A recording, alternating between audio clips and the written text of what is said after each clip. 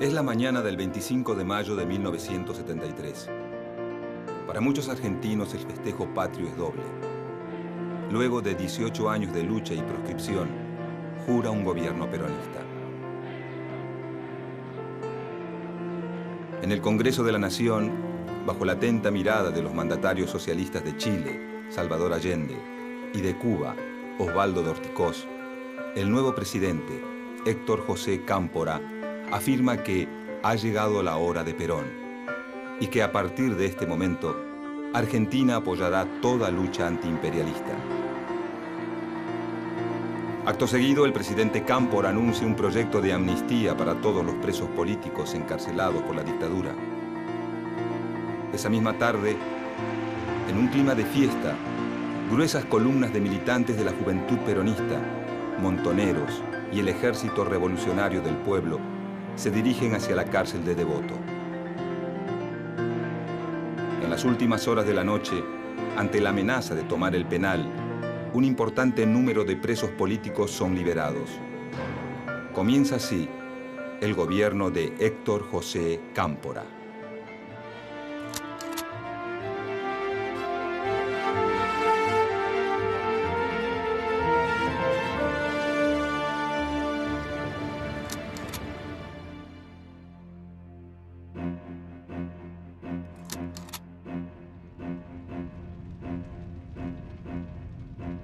En los primeros días de 1970, el clima político en la República Argentina es de agitación e incertidumbre.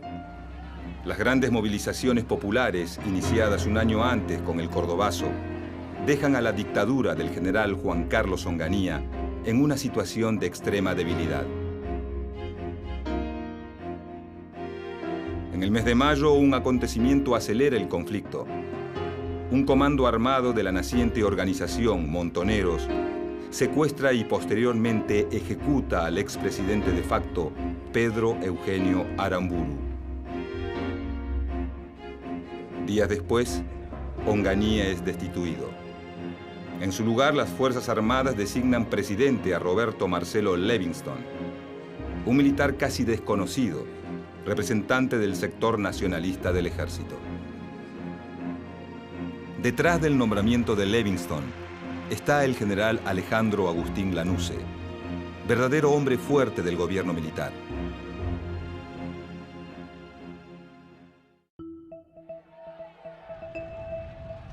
Llegado 1971, la situación del gobierno militar empeora. El creciente accionar de la guerrilla y un nuevo alzamiento popular en la provincia de Córdoba, conocido como el Viborazo, obliga al general Lanusse a tomar las riendas del poder. Tras su asunción, propone el GAN, Gran Acuerdo Nacional, un pacto político entre los partidos que incluye un llamado a elecciones para 1973. Con el GAN, la pulseada entre Perón y Lanusse aumenta. Lanusse, que quiere evitar a toda costa el regreso de Perón al poder, busca instalarse a sí mismo como el gran candidato no peronista a la presidencia. Perón, desde su exilio en Madrid, sigue alentando las acciones de organizaciones armadas como la FAP y Montoneros, con el fin de desgastar aún más a Lanusse. Esa violencia, hermanos, los pueblos, no es violencia, es justicia. A fines de 1971, Perón nombra como su delegado personal a Héctor Cámpora, un hombre conocido por su absoluta lealtad al exmandatario. También crea el Frente Cívico de Liberación Nacional, Fresilina, denominación con la que el peronismo, en alianza con otros partidos, planea presentarse a elecciones. Para los primeros meses de 1972, la estrategia del GAN no prospera.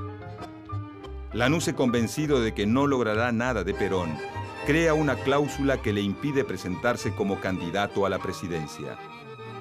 A pesar de esta maniobra, el 17 de noviembre de 1972, tras 17 años de ausencia, Perón regresa de España y vuelve a pisar suelo argentino.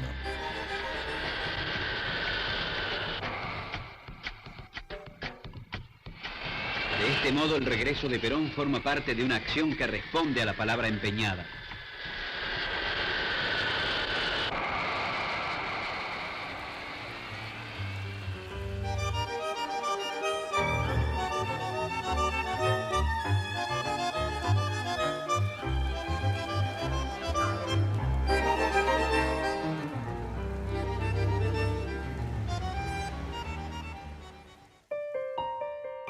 Durante el breve lapso de tiempo que permanece en el país, Perón no se encuentra con Lanusse. En cambio, sella un acuerdo de convivencia con su histórico adversario, el líder radical Ricardo Balbín. Además, designa a Héctor Cámpora como candidato a presidente por el Frente Justicialista de Liberación, Frejuli, coalición electoral que reemplaza al Fresilina. Bajo la consigna Cámpora al gobierno, Perón al poder, la juventud peronista y montoneros se lanzan a una febril campaña que incluye actos públicos y grandes movilizaciones. El regreso de Perón genera un cúmulo de emociones y expectativas distintas en sus seguidores. Para los históricos, como sindicalistas y dirigentes de la primera hora, su retorno significa una vuelta al pasado glorioso, a las políticas redistributivas y al estado de bienestar. Para los más jóvenes, como la juventud peronista y montoneros, es la llegada al poder de un líder revolucionario que conducirá al país a la liberación nacional. Mientras que para la derecha del partido, Perón es el único con la autoridad suficiente como para acabar con lo que ellos llaman la infiltración marxista. Se refieren a la tendencia dominante en la juventud peronista y a montoneros, organizaciones que han crecido mucho dentro del movimiento. Entretanto, para la mayoría de los votantes no peronistas del Frejuli, Perón se ha convertido en un león herbívoro que tiende la mano a los radicales y busca la unidad nacional.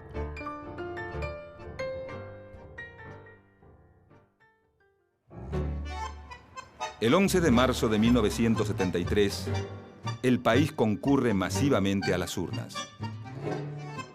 Al finalizar el escrutinio, la fórmula Héctor Cámpora, Vicente Solano Lima, se impone con más del 49% de los votos. Ante la contundencia de la victoria y pese a no llegar al 50% que marca la ley, los militares aceptan el triunfo del peronismo. En consecuencia, el 25 de mayo de 1973, Héctor Cámpora, el tío, como lo llaman sus seguidores, asume como presidente. En las calles, miles de jóvenes festejan la llegada al gobierno de un proyecto nacional y popular que dice oponerse de manera tajante al imperialismo. Durante la presidencia de Cámpora, la izquierda del peronismo ocupa puestos importantes en el gobierno. Sus candidatos ganan las gobernaciones de provincias consideradas clave, como Buenos Aires, Córdoba y Mendoza, así como varias bancas en la Cámara de Diputados. La juventud peronista obtiene el control de todas las universidades nacionales y logra ubicar a dos de los suyos en el gabinete. Esteban Rigui como ministro del Interior y Juan Puig en las relaciones exteriores. Por expreso pedido de Perón, la cartera económica queda a cargo de José Berg Helbart, un empresario de ideas nacionalistas que busca dinamizar la economía argentina mediante el impulso a la exportación de bienes industriales, pero sin descuidar las exportaciones agrícolas.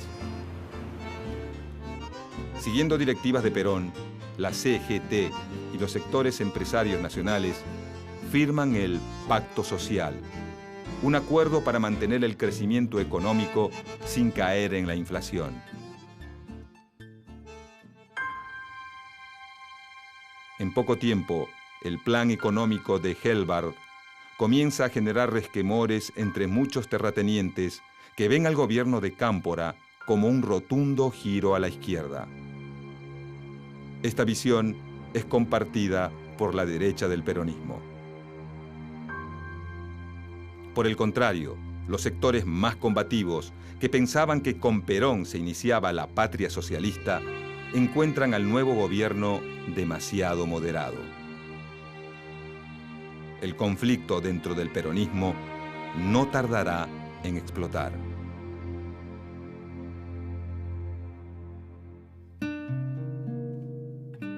El 20 de junio de 1973 es el día elegido para el regreso definitivo de Perón a Argentina.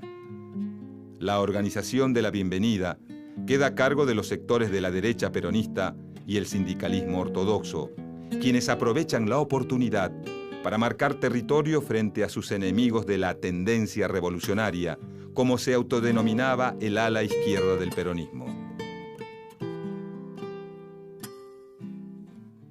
El día fijado para el retorno, mientras Perón sobrevuela el Atlántico, en el aeropuerto de Ezeiza, más de 1000 custodios provenientes de los servicios de inteligencia, las distintas agrupaciones gremiales y la juventud sindical toman posiciones en el palco de honor. Por la autopista Riccieri, un río humano avanza a paso sostenido. Son más de 2 millones de peronistas que marchan a reencontrarse con su líder. Pasado el mediodía, sectores de la juventud peronista y montoneros comienzan a presionar para ganar el palco. La respuesta de los ortodoxos no se hace esperar. En cuestión de minutos, todas las tensiones y resentimientos acumulados por ambos bandos estallan. La patria peronista triunfa a sangre y fuego sobre la patria socialista. Horas más tarde, sin poder reencontrarse con sus seguidores, Perón aterriza en la base aérea de Morón. Detrás suyo, bajan del avión el presidente Cámpora y el ministro de Bienestar Social, José López Rega. Uno de los dos es el gran perdedor de la jornada.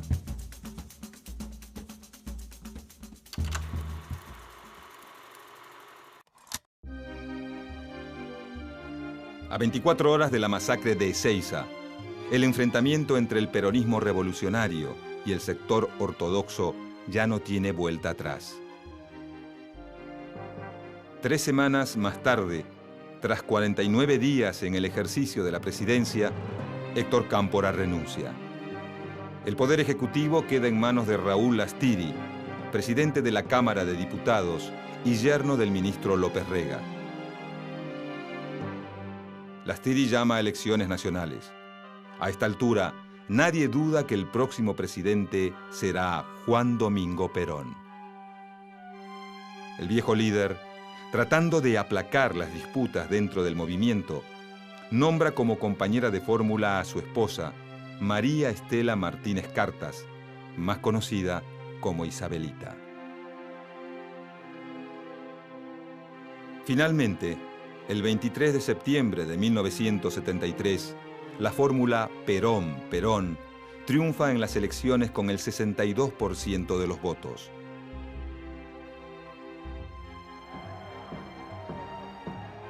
Dos días más tarde, la organización Montoneros se cobra su desplazamiento del poder y los sucesos de Ezeiza, asesinando a José Ignacio Rucci, secretario general de la CGT y mano derecha de Perón.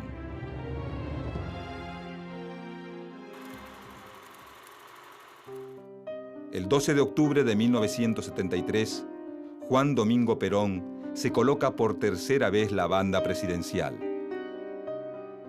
Los sectores ortodoxos del movimiento aprovechan la victoria para encaramarse aún más en el poder y desplazar definitivamente a la izquierda del partido.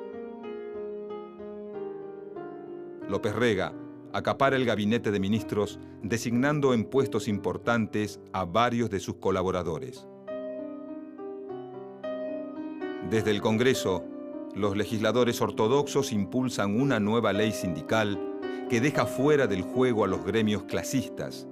Al mismo tiempo se modifica el Código Penal, autorizando a reprimir las huelgas de los sindicatos opositores y las actividades de los grupos considerados subversivos. Como efecto de estas reformas, gobernadores, intendentes y legisladores cercanos a la juventud peronista y montoneros renuncian masivamente y muchos otros son obligados a hacerlo. Muy bien, señores. El que esté con esos intereses se saca la camiseta peronista y se va. Nosotros, por perder un voto, no vamos a ponernos tristes. Sus puestos son ocupados por dirigentes afines a los grupos sindicales y a López Rega. Al comenzar 1974, el diálogo de Perón con la juventud es inexistente. La juventud peronista y montoneros atribuyen el silencio del viejo líder a un cerco tendido por Isabel y López Rega que impediría al presidente ver la realidad. Para esta época, el ministro López Rega crea la Alianza Anticomunista Argentina, AAA, órgano de represión ilegal dedicado a la persecución, el secuestro y la eliminación de la militancia de izquierda, tanto la peronista como la que no lo es. Su principal base de operaciones funciona en el mismo edificio del Ministerio de Bienestar Social, cuyos sótanos son acondicionados como arsenal de armas y sala de torturas. En su raid represivo, las bandas armadas de la AAA se cobran más de 400 vidas, entre las que se encuentran las del padre Carlos Mujica, popular sacerdote tercermundista vinculado a la juventud peronista. Rodolfo Ortega Peña, abogado y diputado por la izquierda peronista. Y Silvio Frondizi, intelectual marxista y hermano del expresidente argentino.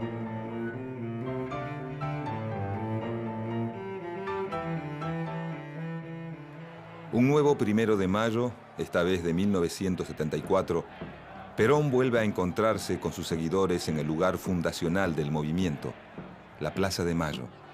La juventud peronista y montoneros esperan con gran expectativa las palabras de su líder.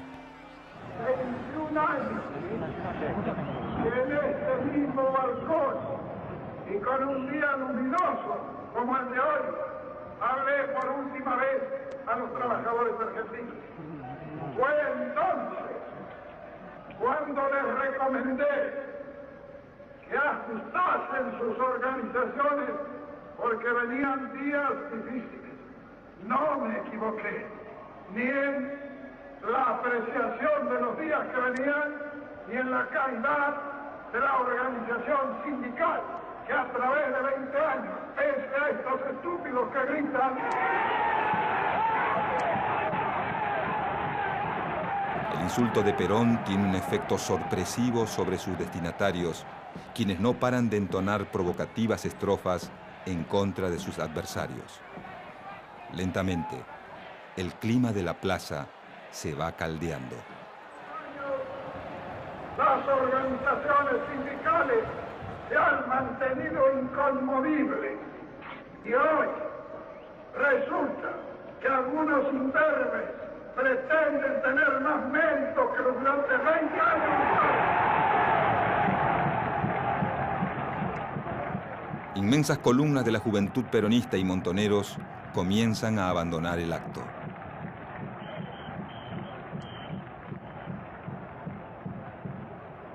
La relación entre Perón y los sectores revolucionarios se quiebra.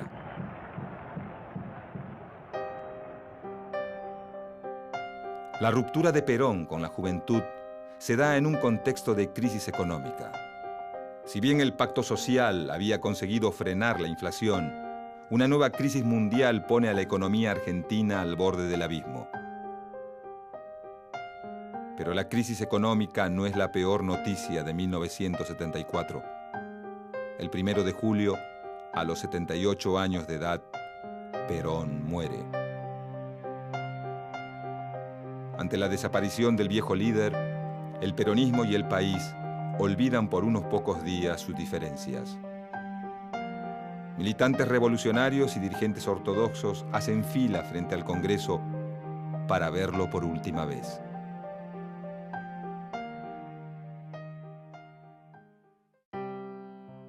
Con la muerte de Perón, el gobierno queda en manos de su esposa y el poder en las de López Rega.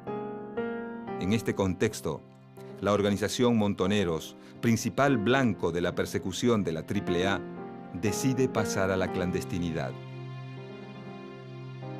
El pase a la clandestinidad coincide con el inicio de una febril ofensiva armada. En pocos meses, la organización asesina al exministro del Interior de la NUCE, Arturo Mor Roig. Secuestra a los empresarios Juan y Jorge Born y atenta contra la vida de uno de los máximos jefes de la AAA, el comisario Alberto Villar.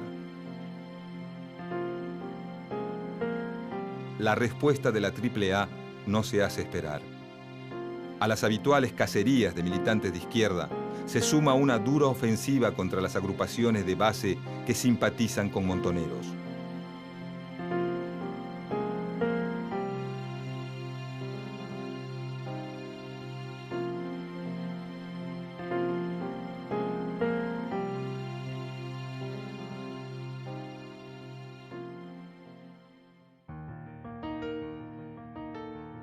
Con la llegada de 1975, la ambición de poder de José López Rega no conoce ningún límite, y su influencia sobre Isabel Perón es absoluta.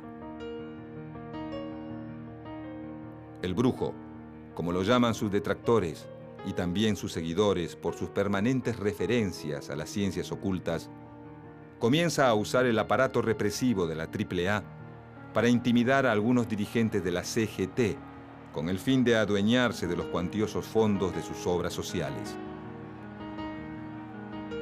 Los turbios intereses del ministro pronto deterioran la relación entre el gobierno y la CGT. La relación se termina por romper cuando los líderes de la Central Obrera no son invitados al acto de repatriación de los restos de Eva Perón. Sin el apoyo de la CGT, el gobierno de Isabel Perón tiene muy pocas chances de sobrevivir. Como maniobra de salvataje, la presidenta busca el auxilio de las Fuerzas Armadas y del sector empresario. Como consecuencia de esta alianza, en febrero de 1975, de manera secreta, el Poder Ejecutivo firma un decreto en el que autoriza al ejército a aniquilar el accionar de la subversión.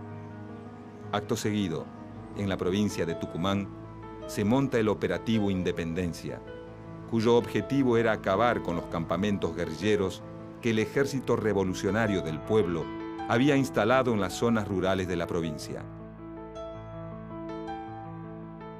Durante este operativo, los militares argentinos ensayan por primera vez el sistema de centros clandestinos de detención y el uso de la tortura sobre los detenidos para obtener información, una modalidad que tendrá su apogeo en los años posteriores.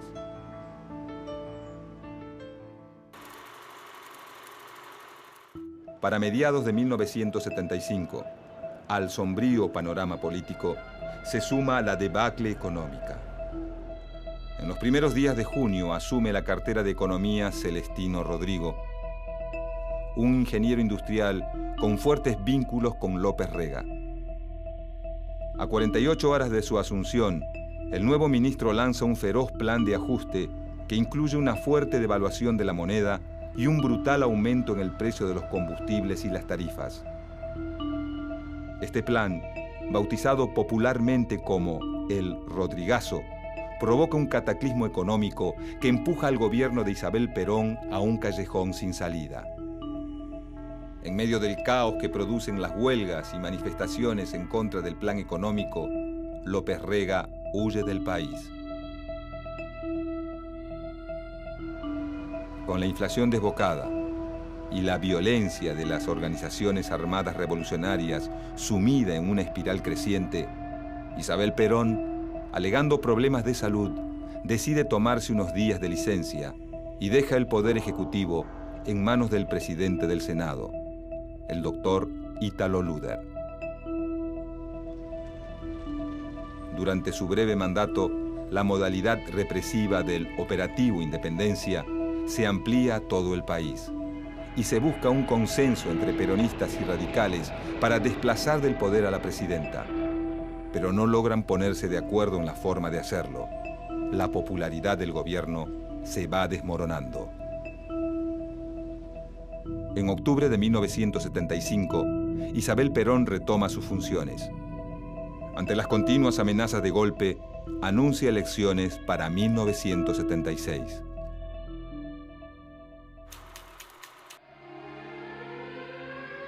Las vísperas de 1976 presagian un año oscuro.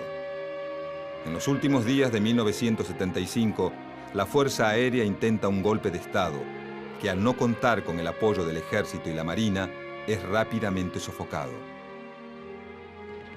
Pocos días después, en la localidad de Monte Chingolo, un escuadrón del ERP intenta copar el batallón del Ejército Domingo Viejo Bueno. Esta operación, sin duda el golpe más ambicioso de la guerrilla argentina, culmina en una brutal matanza que diezma las filas de la organización guerrillera.